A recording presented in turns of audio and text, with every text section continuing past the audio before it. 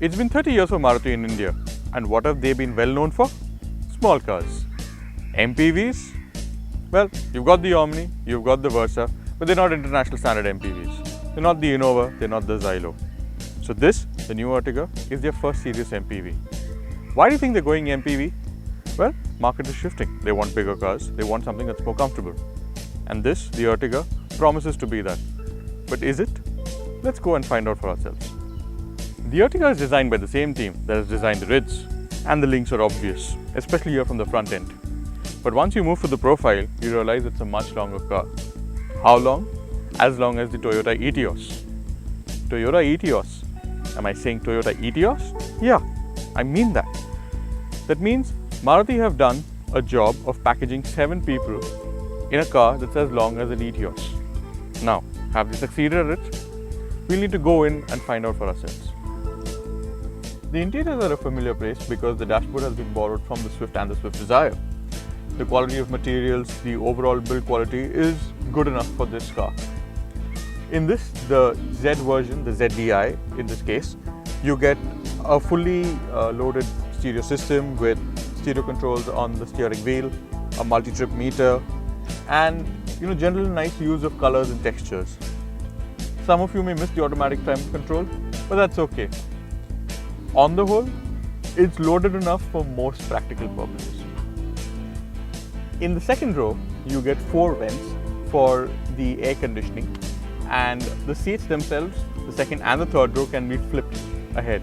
So if you flip them over and you decide to shift your house, you can do that. But as Anish would tell you in not so many words, that it's not enough. So he'd have to probably do 3 trips to do that, because 2 of those trips would be carrying his camera equipment. If it were Kyle, he'd need 18 trips because he's got 18 motorcycles. 35.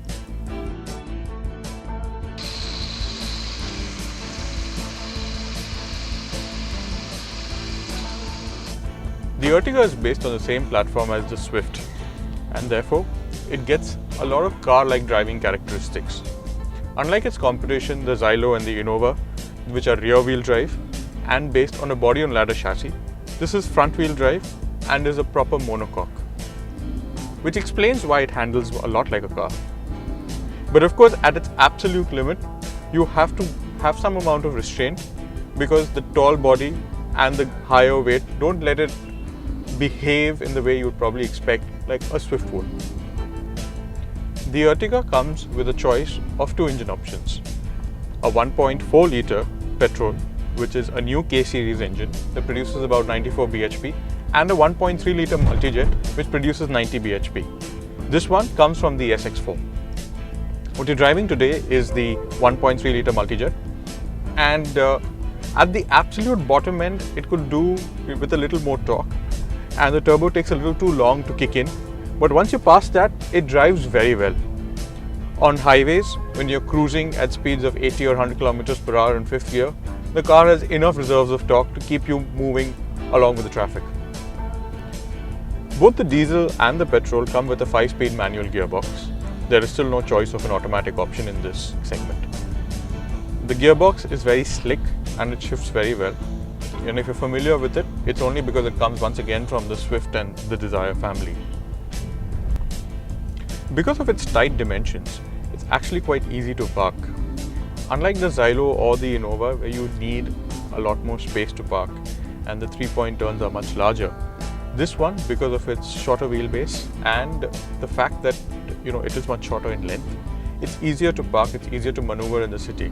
And that's something that is a clincher for the car, especially when using it in the city, which most people will tend to do with a car like this. So what have we learnt about the Ertiga today? For one, it's the most practical MPV out there. Its size, it drives like a car, and it's easy to park. 3 key advantages over cars like the Innova and the Xylo. So if you're looking for something much larger, those 2 cars make more sense. But for most practical purposes, the Ertiga should suit you very well, especially for people like you who are looking to upgrade from a hatchback to something larger. So then, the Ertiga, without a doubt, is one of the best cars on sale in India today.